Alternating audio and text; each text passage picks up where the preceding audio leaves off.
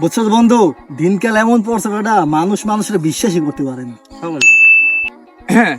এই মগো বাড়িতে তো আজকে ইফতারের দাওয়াত আছে, তোকে মন চালাই পড়িস।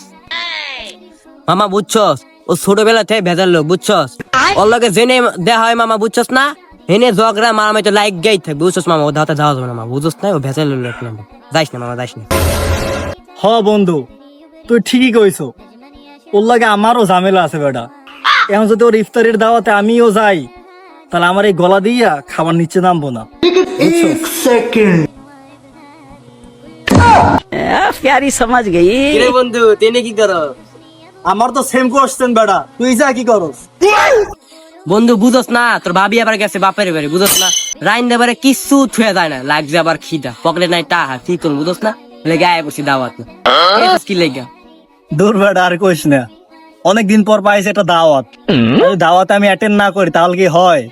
আর তুই তো আগে থেকেই জানো, খাবার দাবার বিষয় আমার না কইতে লজ্জা লাগে।